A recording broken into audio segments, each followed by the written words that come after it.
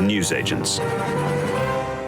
Another day, another Tory racism row. This time it concerns remarks made by Frank Hester, one of the Conservatives' largest ever donors, about Dianne Abbott, the former Labour MP.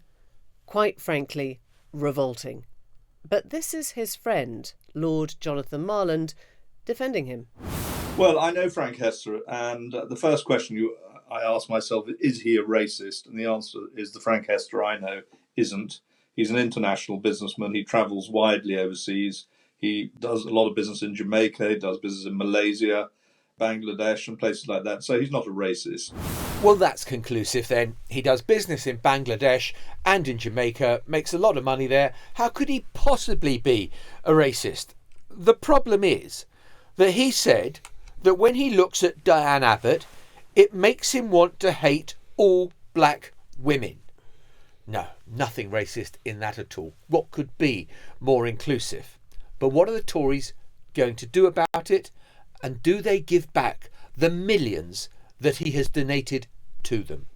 Welcome to the newsagents. It's John. It's Emily. It's Lewis. And the response from number 10 Downing Street to this row over Frank Hester, who has just cut a cheque for 5 million quid into Conservative Party coffers, is to say what he said was wrong, and then when pressed, Downing Street wouldn't say what it was that was wrong. Exactly what happened with Lee Anderson when he had made his comments about Sadiq Khan. All you need to do is apologise and everything will be right, and we're not going to discuss what was wrong with the comments themselves. And you just think, have they learnt nothing from the whole Lee Anderson situation, that this is playing itself out yet again? This is the Energy Minister, Graham Stewart, on Sky News. There's nothing I can say apart from to condemn them and say that he's absolutely right to apologise. So should the Conservative Party spokesperson yesterday have said it's got nothing to do with the colour of her skin? Well, that's clearly what he said. He used the wrong language. He was annoyed with Dianne Abbott and was making a wide point. But I'm not remotely tempted to try and defend it. He shouldn't have said it. It was half a decade ago in a private meeting, but that doesn't really excuse it. And that's why he's quite right to apologise profoundly, profusely and completely, because those words are not defensible, and I'm not here today in any way to seek to defend them. So you know what my follow-up is? Should the Tory party return the money, the many millions he's given? Or are you OK to spend money that has come from him? He's only apologising because he's been caught out. Yeah, and it's obviously, as I say, deeply regrettable. But everybody, we can't cancel anybody from participation in public life or indeed donating to parties because they said something intemperate and wrong in their past. And it's not my decision, but I do welcome those who support the Conservative Party to ensure that we have Rishi Sunak, of course, our first Hindu Prime Minister. You welcome. It is amazing, that choice of language, isn't it? Regrettable, intemperate. Mel Stride, another minister, used the word inappropriate. They are trying to say everything except it was sexist and racist. And when you heard Graham Stewart say he was annoyed with Dianne Abbott, weirdly, he wasn't. He was talking about a completely different person, an executive that he was frustrated with. And he used Dianne Abbott of an example of somebody being shit. Now, let's just get this in proportion. You are allowed to criticise a politician for the things or the policies that you don't like that they stand for. I think we understand that that is uncensored freedom of expression and thought and all the rest of it. What you're not meant to say in the 21st century is that this woman makes you want to kill all black women. And Jess Phillips, the Labour MP, has got a really interesting take on this, which is that the reason that you don't hear those at the top of the party, you don't hear Rishi Sunak and others saying this is not just inappropriate or intemperate, it's abominable, is because they do not want to offend racists. And I can't actually believe that that is the place that we may have got to in terms of how we think of our voters. Just the thing that I can't quite believe is not that this person might have said that, although I think there's things to be said about that, and the extent to which racism has become really normalised in our politics, in our media, which has happened, I think, more and more rapidly over the last few years. the thing that I can't quite believe is Number 10's response to it, which mirrors precisely the trouble and the problems they got into over Lee Anderson. And you heard it from the minister there, and it's been repeated at the Number 10 lobby briefing this afternoon, where the Prime Minister's spokesman has obviously been repeatedly quizzed about this by journalists. Do you condemn the comments? Yes, we do. Do you disagree with the comments? Yes, we do. We think they're wrong. Why are they wrong? They're just wrong. Are they wrong because they're racist? They're wrong. What is wrong? How have we got to the point that government ministers, including the Prime Minister, the person who speaks for the Prime Minister, refuses almost about anything now to look at something which is self-evidently racist, or at the very least has deeply racist overtones, and simply call it for what it is? That is what happened with Lee Anderson and the Islamism comments. It's what's happened now, and it is, as I say, a reflection, I think, of two things. Emily, you've already alluded to one, which is Sunak's own political weakness, and for some reason Number 10 getting into their head that whatever sort of tiny proportion of the electorate they still possess is going to be irritated by their calling comments like this out.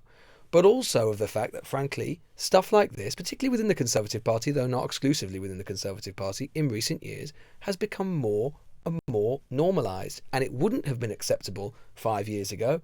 And it is not acceptable now, but it's acceptable not to say that is racist and we condemn it because it's racist.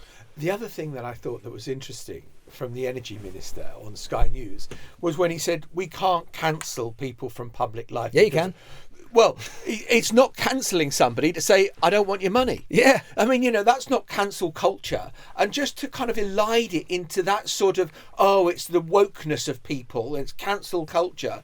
No one's saying you cancel him. You're just saying you don't want his money. And that is quite straightforward. That's not cancelling somebody. That's not making them a person of, of vilification. This guy has vilified himself. So you take so the obvious response to that is, so you take money from anybody, would you? You take money from an anti-Semite, from someone who has committed hate crime, because you wouldn't want to take their public right to donate to you. I think it's that there are people still within the Conservative Party who see Lee Anderson and possibly Frank Hester as leading a sort of rallying cry to bygone days. And we talked about this a little bit yesterday. But if you look at Miriam Cates, who is very much on the Lee Anderson side, she's writing in the Telegraph today, the Conservative Party must, her words, search its soul over Lee Anderson. And she says that the fact that he left the Conservative Party, she says, is an indication that they are losing people who, her words,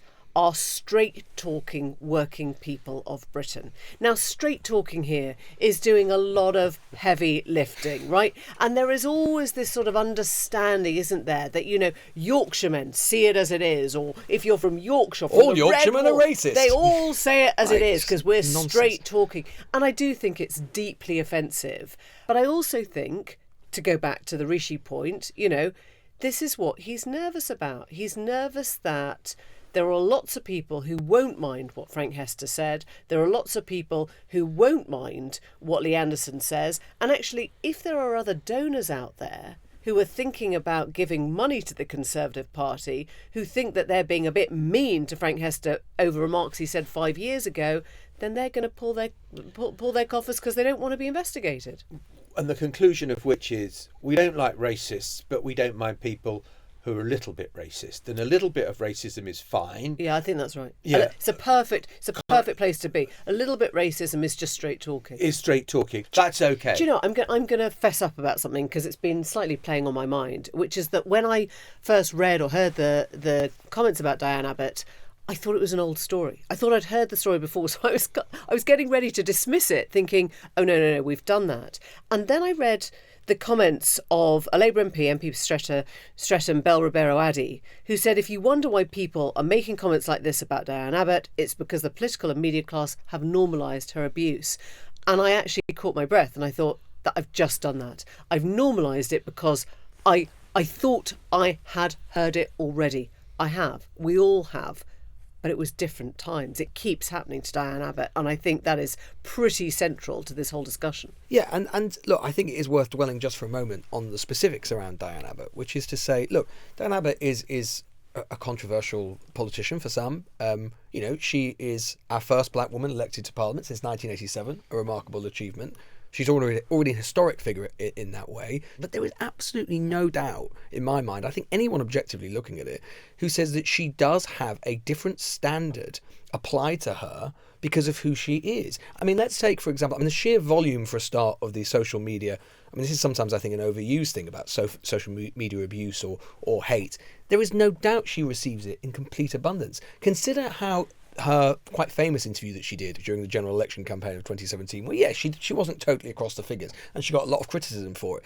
The actual chief secretary to the Treasury, she wasn't across the OBR government figures. Yeah, she got a little bit of criticism. Did she get anything like the sheer extent of criticism that Dianne Abbott did? And that is because, and whether it's subconscious or conscious or whatever it is, frankly, as ever, there is often a different standard applied to black people, and I think particularly black women, than there would be to their white equivalent. Is there a question that needs to be raised? Because I think the Tories are trying to raise this. Well, the Labour Party are hypocritical about Dianne Abbott. They've taken the whip away from her. They've accused her of being racist after a letter she wrote, which was kind of deemed to be anti-Semitic, and that she herself is kind of, the Labour Party have made no effort to bring her back into the fold because she is now an independent MP because the whip has been removed from her. Yeah, I mean, she's been suspended. We should probably, I think really importantly, bring in Dianne Abbott's own words actually at this point, because she has described, in response to Frank Hester's words, being put in a frightening position.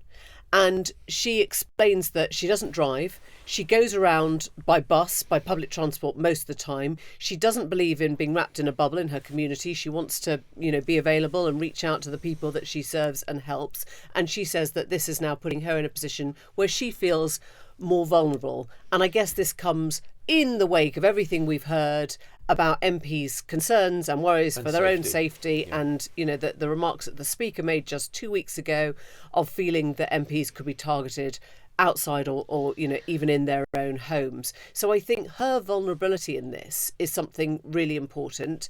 I think she's also calling on Keir Starmer to speak out in defence of her. This is what Labour's leader said a short while ago. Comments about Dianne Abbott are just abhorrent. Dianne has been a trailblazer. She has paved the way for others. She's probably faced more abuse than any other politician over the years on a sustained basis. And I'm sorry, this apology this morning that is pretending that what was said wasn't racist or anything to do with the fact she's a woman, I don't buy that, I'm afraid. And I think that it's time the Tory party called it out and returned the money. Yeah, I mean, trailblazer that she might be, she still remains outside of the Labour Party because of a letter that she wrote, which many people consider to be anti-Semitic, which she apologised about. And there are people out there like William Hague, for example, who have said he thinks that these comments are racist, but he thinks that the apology should matter. And I sort of... Is there a statute? I mean, I guess what he's saying is, oh, come on, can't we have a statute of limitations on terrible things that we've said in our past that we have apologised for and recognise and want to move on from? I mean, where, that's the question, is it? But where I think that would be fine if he was saying, it was a racist comment. And I accept, on retrospect, it's absolutely fine. And I think, actually, as a society, we do need to be better at accepting contrition and accepting the fact that sometimes we make mistakes and say things that we shouldn't. As long as you recognise what you've said is problematic, and not just problematic, and hurtful, but racist. I mean, just again, thinking about the words, I'm thinking if I were a young black man or woman sat in Britain today, and I read these words saying, honestly, I try not to be sexist, but when I meet somebody like the executive he was referring to, it's like trying not to be racist, but you see Dianne Abbott on the TV and you're just like, you just want to hate all black women because she's there. I don't hate all black women at all, but I think she should be shot. If I were a young black man or woman in Britain today, and I read that, and then I read in the next paragraph that my Prime Minister, is refusing to condemn such remarks as racist, I don't know what I would think about the state of my country or my place in it. And surely I would have thought that whatever the Prime Minister thinks about the politics of this, that should be in his mind, just as it should have been when he was talking and thinking about his response to Lee Anderson with British Muslims in the country as well. But that almost never seemed to come into the equation. I mean, but to make the obvious point, it is just absolutely kind of abhorrent what he said. I think there's an interesting question as well about the funding of political parties, because we don't have, state funding of political parties. You go out, you kind of rattle a tin, and there's this kind of mythical idea that in the Tory party it's all bring and buy sales, where people buy some, clotted cream and some homemade jam, and that's what funds the Conservative Party. It's not. It's huge money donors that they depend on. So this man, Frank Hester, made his money in the health software industry and also made 135 million from NHS contracts. So here's my question for you. If Rishi Sunak had said, it's definitely racist, it's abhorrent, but we're not giving the money back, would that have been okay? I mean, because the point is, he's given 10 million. He might have given more in the past. What happens to any other donor at this point? Do they have to be similarly investigated for past language and for their donations? And Rishi Sunak's thinking, I can see a lot of money disappearing at this point. In a way, I think if Sunak had said that, which may well be the place they end up in the end, I think that, although in an ideal world, as John is saying, in an ideal world you would say, no, we're going to give the money back, or we wouldn't have to find money in this way. I think people might recognise that a political party, even one which is actually has quite a lot of resources, I suppose, like the Conservative Party, will struggle just to find £10 million to hand back to someone. In matters like this, the symbolism matters, and it would have cost them nothing to simply say what something was, and he hasn't done it. And I think, as I say, it just speaks to the normalisation of these matters, particularly within the Conservative Party, but more widely. I mean, you just think off the top of your head over the last few years, never mind Lee Anderson, but, someone like, people forget now, Nusrat Ghani, saying that she in the end, she felt that she had been dismissed as a minister because her Islamic faith came up, because that she was a Muslim. We've seen what we've seen with Lee Anderson over the past few weeks. These things are coming up more and more regularly, and they are dealt with differently. And I'm pretty sure if this had happened 10 years ago, say, when Cameron was Prime Minister, I don't think we would be having this conversation. Something has changed since then. Well, I think what's changed is that people like Lee Anderson, as discussed yesterday, are heading to a very safe space called the Reform Party. That is going to. What would the Conservative Party be saying right now if an equivalent around anti-Semitism had come up within the Labour Party? If there were a Labour Party donor... Well, we know what they said, because they said it with Azhar Ali at the beginning of the year. Indeed so, and rightly so. But frankly, if you're going to have completely different standards with regards to these things, then it just shows that your actual commitment to fighting racism is in fact hollow, because it is either absolute and it is consistent, or it's nothing. Meanwhile, I will make one prediction, that I think there is more chance that Tottenham Hotspur's manager Ange Postecoglou is going to ring me to be centre forward for Saturday's match against Fulham than there is of the Conservative Party giving back that money. Coming up, we've got an exclusive. Who has just told us of a prison where more inmates are high than are off drugs at any one point?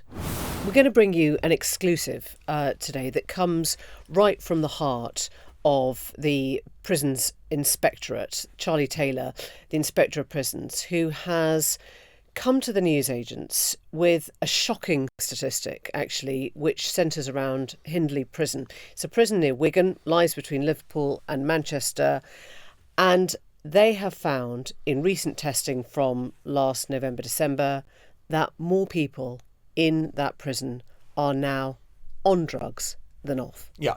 So given any time, there are more people that are high than in a normal state. And this despite that particular prison having instituted a drugs-free wing. In other words, a wing where prisoners who have been on drugs can go to help get them off drugs. And of course, what they have found is that in the drug-free wing, there are loads of people who are taking drugs, because they are vulnerable people, there are dealers in the prison, and there are people willing to sell to them. And this was a £120 million policy that was put in place by Dominic Raab when he was Justice Secretary. And you'd have to say, looking at those sort of numbers, that was £120 million that may well have gone down the Swanee. I mean, for presumably the best possible reasons, his words, to end state-sanctioned drug dealing in prisons, because we know it's not just a problem with prisoners, it's a problem with some of the staff that are supplying the drugs as well. And you can see how a vicious circle is created, whereby the prison becomes the place where the drugs are being dealt as well as taken. we're going to try and get to the bottom of what these statistics mean in sort of human terms, I guess, and societal terms now, because Charlie Taylor's with us. He's His Majesty's Chief Inspector of Prisons. And Charlie, just explain what you're looking at now in Hindley. Well, it's extreme. It's the first time since I've been Chief Inspector that more than 50% of prisoners in the jail who are randomly tested are testing positive for drugs.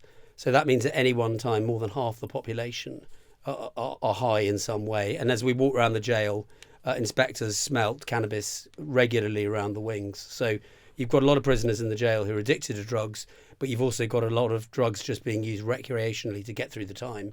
So the drugs are ubiquitous. They are everywhere in the prison. Indeed, yeah, absolutely. And the extraordinary thing about Hindley was that when Dominic Raab was Justice Secretary, he spent 120 million on making a wing drug-free. I mean, specifically targeting a drug-free zone of the prison. And that's now one of the worst places. Well, it's been a challenge ever since. Drug-free wings have come in and out of fashion over time. And the difficulty has always been, how do you keep drugs out of a drug-free wing? Because the people who are in a drug-free wing, many of them are long-term drug users and they may be trying to get off. But nevertheless, for drug dealers within the prison, they also have a big target on their back as people who are potentially vulnerable to having drugs sold to them.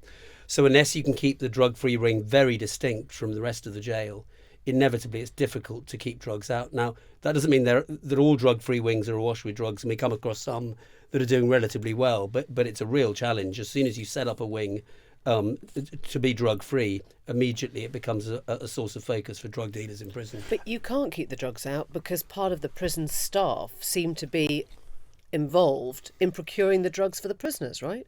Well, there are a number of sources. There are a number of ways that drugs get in. They either get in through the gate or over the fence, in effect.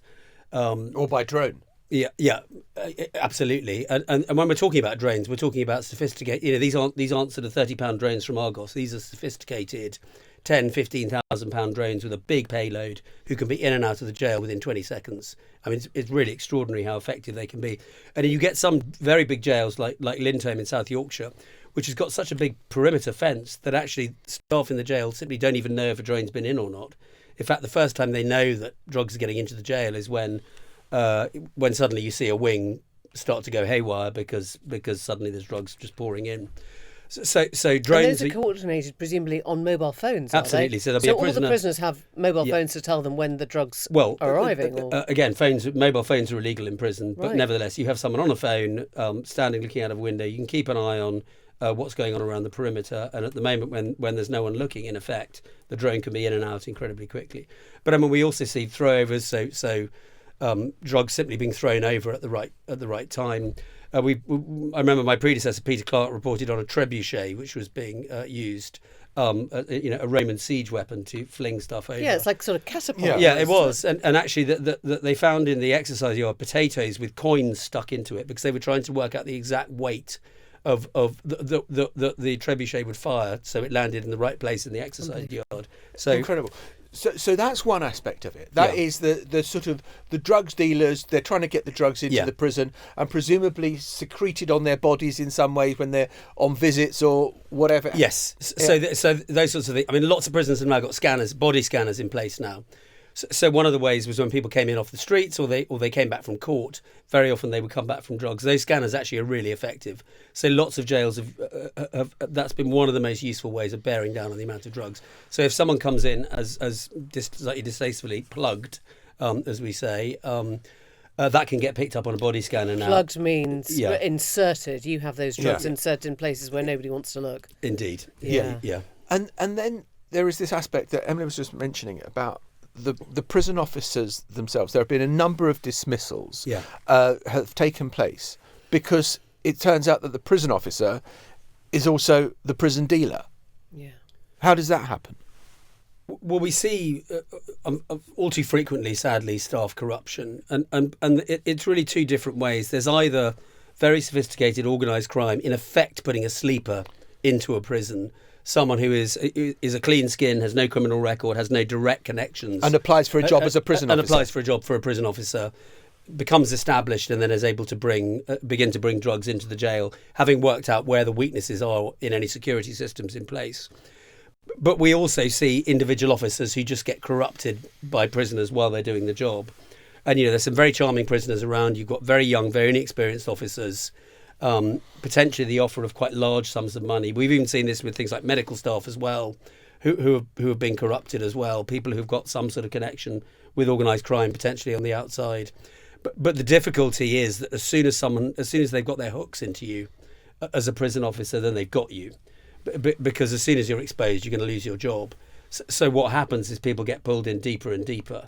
And people who didn't want to end up like this have suddenly found themselves very closely associated with organised crime, and themselves can end up doing a long stretcher as a result of it.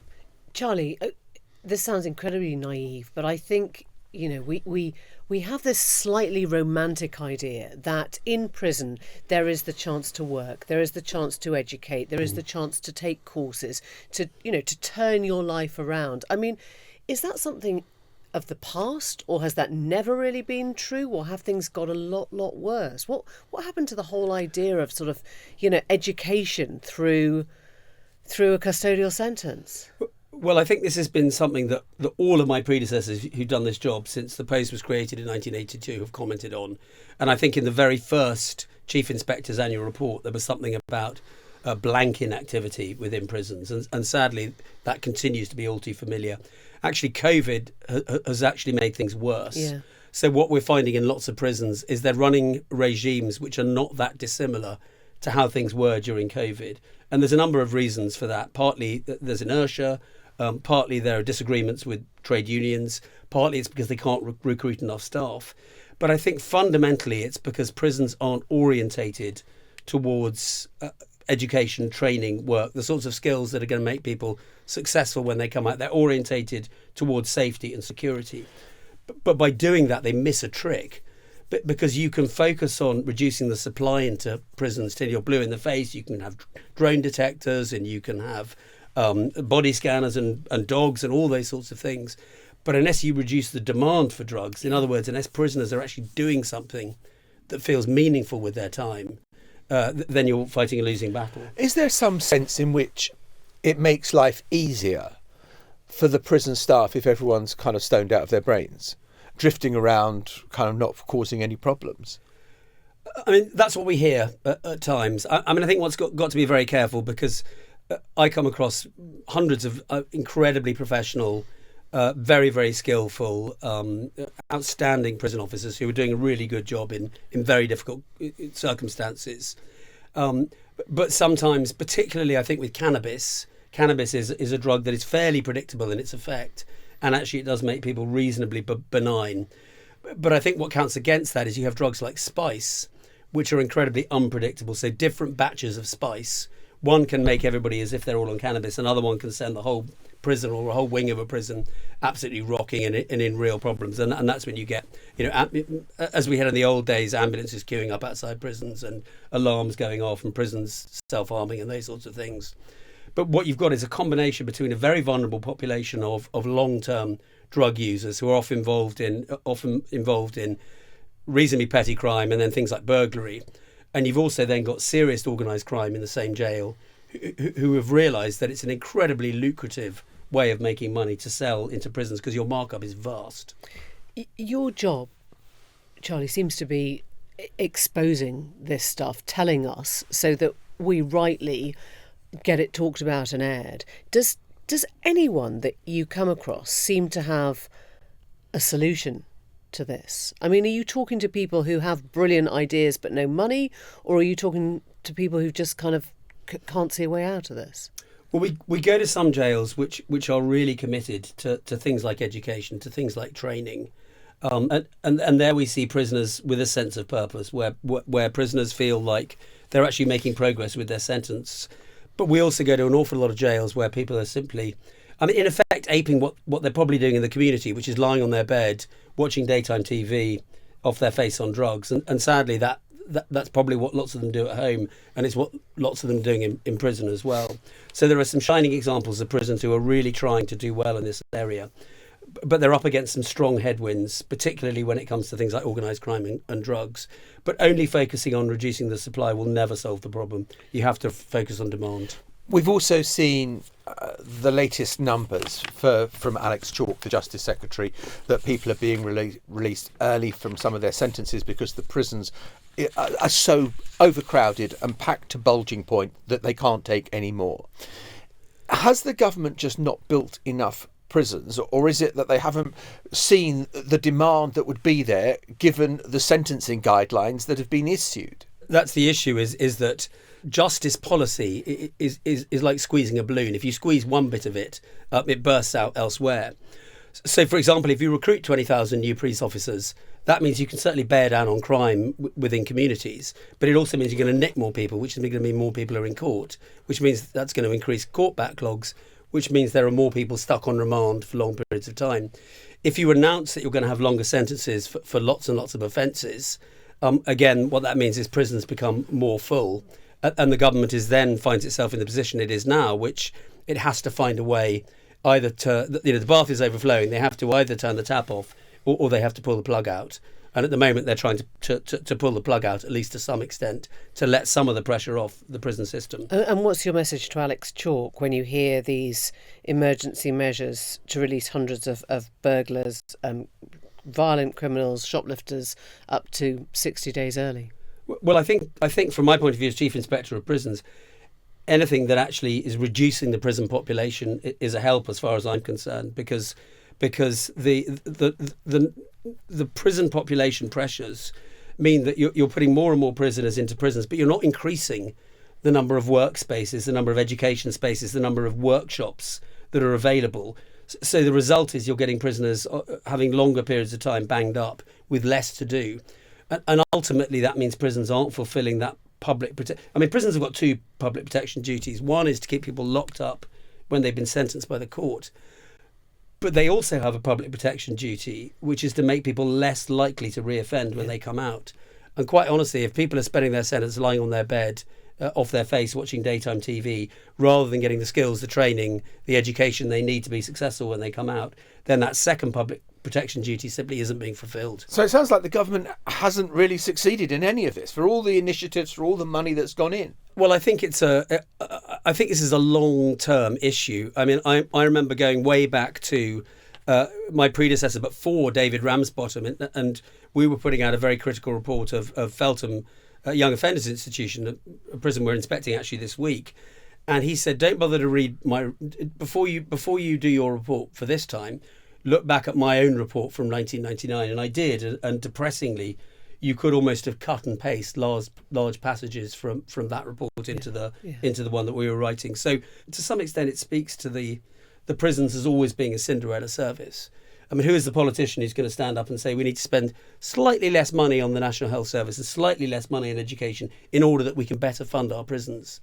But actually what we found ourselves in the situation now is because the population is going up so much anyway, that is in effect what we're having to do. I mean, if the projections hit where we think they're going to or the government's own projections by 2028, then we could have up to 114,000 people in prison from around 88,000 now. So that's an enormous increase.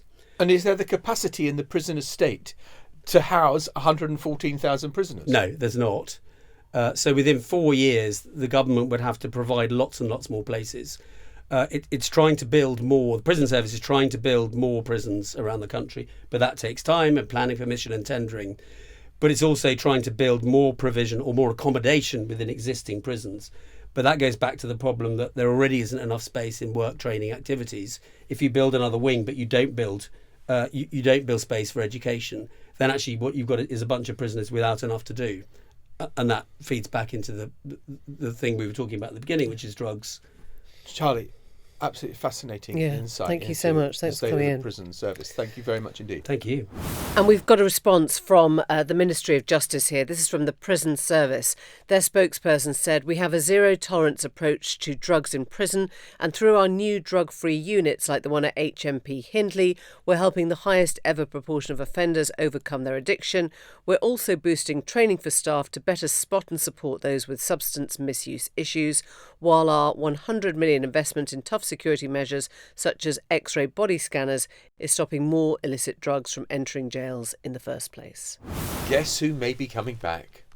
Yeah, it's like a weekly story, though, isn't it? That Boris Johnson is about to make some heroic return. Apparently, the story is that he is going to return to the Red Wall to prop it up, to keep those Tory seats safe. Do you believe it? Johnson, look, whether it's true or not, it's not going to make any difference. I mean, the idea that Boris Johnson, right, at this point now, the idea that Boris Johnson has got a unique appeal. This is part of the kind of a bit of the myth about his fall as well, by the way, which is being put about by his supporters. We forget Boris Johnson was a deeply unpopular figure by the time he left office. He wasn't actually that popular figure in 2019. He was just more popular versus Jeremy Corbyn and the whole sort of Brexit morass. People saw him as a way of getting out of it. So the idea that, Boris Johnson, he's a great campaigner, but A, the idea that he has some sort of quicksilver magic that could make an enormous difference, and B, that he would apply himself that hard. I mean, Boris Johnson, maybe many things, but most of all he cares for his own legacy and his own welfare, right? And I remember there's that clip of Margaret Thatcher after the 97 election. She comes out, she's been doorstepped, and she says something along the lines of, well, obviously when we lost strong leadership, we all knew it's now time to rebuild. It didn't, I think, displease her ego, the idea that, she went, although of course Major won in 92, but then it all sort of fell apart. Likewise with Johnson, right? It's not going to displease his ego to think, well, the guy who won in 2019. I do think spare a thought for Rishi. I mean, nothing screams power and charisma like having not one but two former prime ministers out trying to campaign for you because no one actually wants to see you. Well, do this test with me then. If you got out Liz Truss and Boris Johnson and Theresa May and Cameron in the same bus and sent them all to different parts of the country, would the Tory election result be better or worse? We're going to leave you mulling that question. We'll be back tomorrow. See you then. Bye-bye. Bye. The Newsagents. This is a Global Player original podcast.